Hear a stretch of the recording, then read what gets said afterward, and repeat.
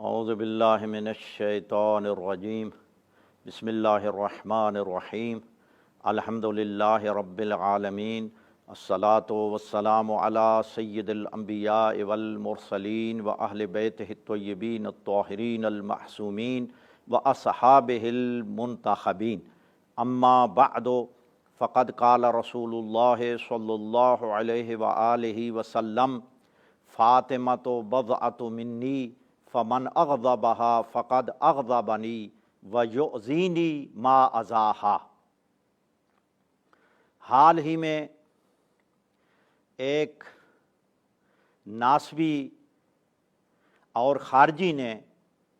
حضور نبی کریم صلی اللہ علیہ وآلہ وسلم کی میراث کا مسئلہ چھیڑ کر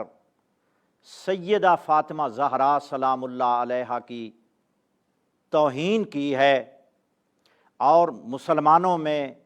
تفرقہ ڈالنے کی مذموم کوشش کی ہے۔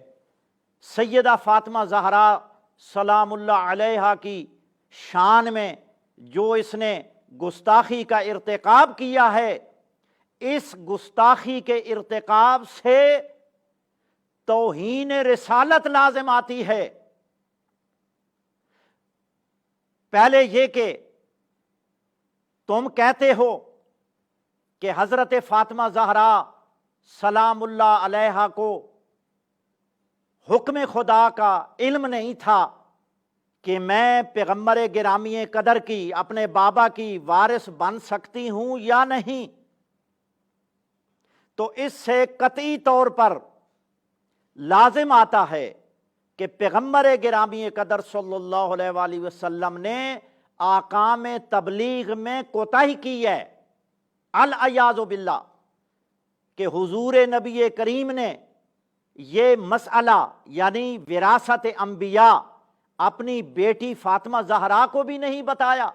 جبکہ دین مکمل ہے۔ الیوم اکملت لکم دینکم واتممت علیکم نعمتی ورضیت لکم الاسلام دینا، جبکہ دین مکمل ہو چکا ہے، لیکن نہ فاطمہ زہرا کو علم ہے، نہ حضرت علی کو علم ہے، نہ ان ہستیوں کو علم ہے، تو اس سے پیغمبر گرامی قدر کی العیاذ باللہ ثم العیاذ باللہ حضور کی یعنی یہ توہین رسالت ہے، اس میں یعنی توہین پیغمبر لازم آتی ہے کہ آپ نے مسائل میں کوتاہی کی ہے۔ دوسری صورت یہ ہے کہ سیدہ فاطمہ زہرا سلام اللہ علیہا کے بارے میں قرآنی آیات پیش کروں،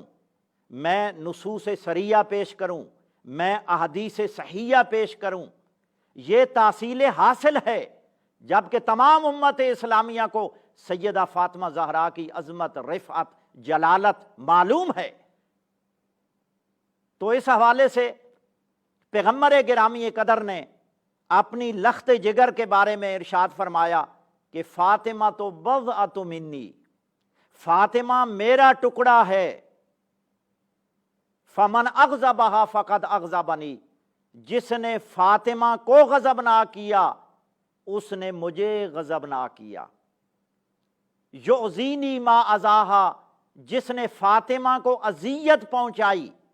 اس نے مجھے اذیت پہنچائی۔ اور یہ حدیث بخاری اور مسلم دونوں کتابوں میں موجود ہے۔ تو یہ حدیث صحیح متفق علیہ ہے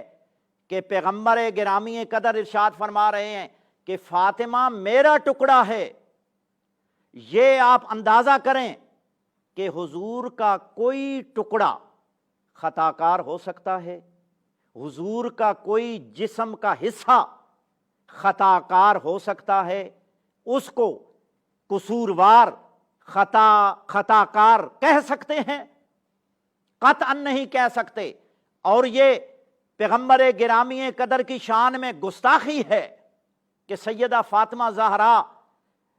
گوشے پیغمبر ہو کر، ٹکڑے پیغمبر ہو کر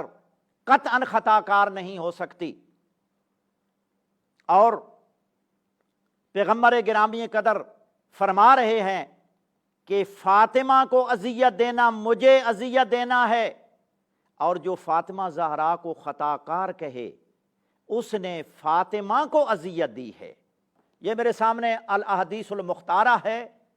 اس کا صفحہ نمبر 129 ہے، حدیث نمبر 42 ہے۔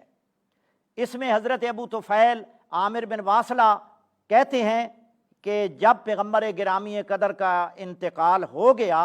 ارسلت فاطمہ تو الی ابی بکر، سیدہ فاطمہ زہرا نے حضرت ابو بکر کی طرف پیغام بھیجا، انت ورثت رسول اللہ صلی اللہ علیہ وآلہ وسلم ام اہلو، کیا پیغمبر گرامی قدر کا تو وارث ہے یا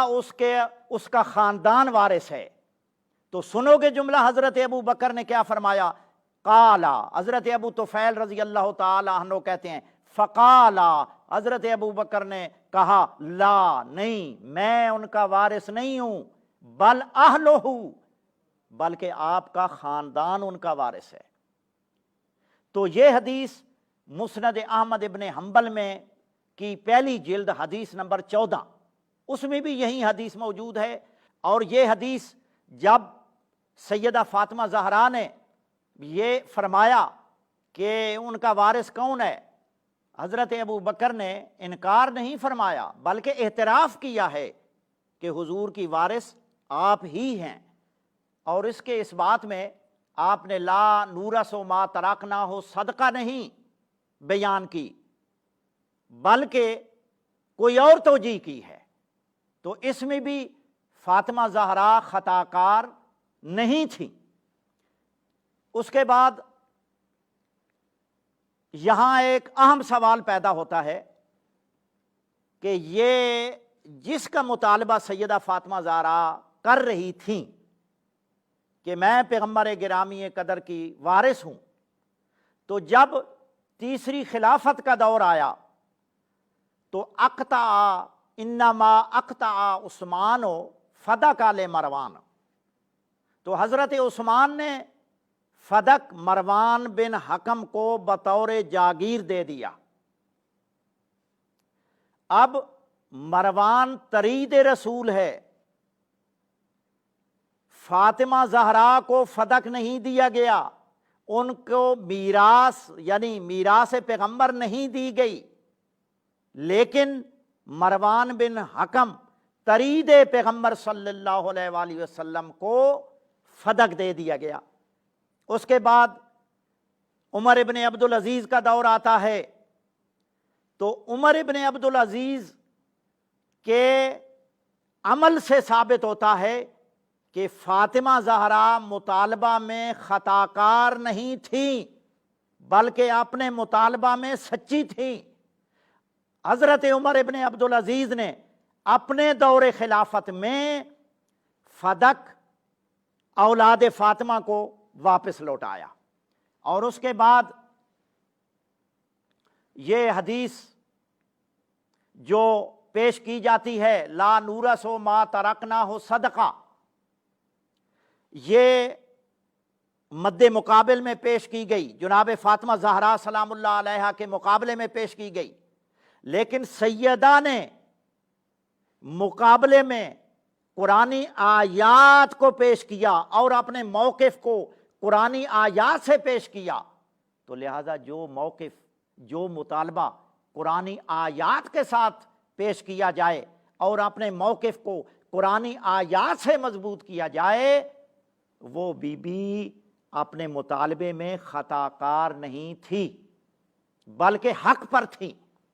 جیسا کہ شمس الائمہ، ان کی کتاب 15 جلدوں میں المبسوط چھپ چکی ہے، جلد نمبر 12 صفحہ نمبر 36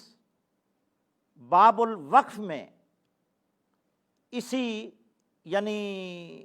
وقف کے ناقابل تنسیخ ہونے پر بحث کرتے ہوئے لکھتے ہیں کہ وَاسْتَدَلَّ بَعْضُ مَشَائِخِنَا رحمہ اللہ تعالی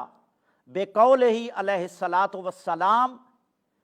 لا نورث ما ترکناہ صدقہ۔ شمس الائمہ فرماتے ہیں کہ ہمارے بعض مشائخ نے یعنی وقف کے ناقابل تنسیخ ہونے پر پیغمبر گرامی قدر کی اس حدیث سے استدلال کیا ہے کہ لا نورثو ما ترکنا ہو صدقہ، تو شمس الائمہ فرماتے ہیں کہ وہ ہمارے مشائخ کا موقف اور نقطہ نظر یہ ہے کہ اس حدیث کا مطلب یہ ہے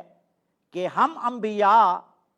نے جو مال بعنوان صدقہ یعنی وقف چھوڑا ہے اس کے ہم وارث نہیں ہوتے۔ اس کا یہ مطلب ہرگز نہیں ہے کہ انبیاء علیہ السلام کے علیہم السلام کے اموال کے وارث نہیں ہوتے، جبکہ اللہ تعالیٰ ارشاد فرما رہے ہیں وَوَارِثَ سُلَيْمَانُ دَاوُودَ فَهَبْ لِي مِن لَّدُنْكَ وَلِيًّا يَرِثُنِي وَيَرِثُ مِنْ آلِ یعقوب۔ تو لہذا انبیاء کے وارث ہوتے ہیں اور اموال انبیاء کے وارث ہوتے ہیں، تو لہذا اس سے ثابت ہوتا ہے، شمس الائمہ لکھتے ہیں کہ آیا پیغمبر گرامی قدر اپنی اولاد کو، اپنی امت کو انبیاء کی وراثت کا مسئلہ نہ بتا کر قرآن کی مخالفت کر سکتے ہیں، کتاب کی مخالفت کر سکتے ہیں؟ شمس الائمہ فرماتے ہیں ہرگز نہیں مخالفت کر سکتے۔ لہٰذا اس ناسبی اور خارجی کو کڑی سزا دی جائے۔ اس نے سیدہ فاطمہ زہرا کی توہین نہیں کی بلکہ توہین رسالت کا مرتکب ہوا ہے، لہٰذا ہمارا مطالبہ ہے کہ اس کو توہین رسالت کی سزا دی جائے۔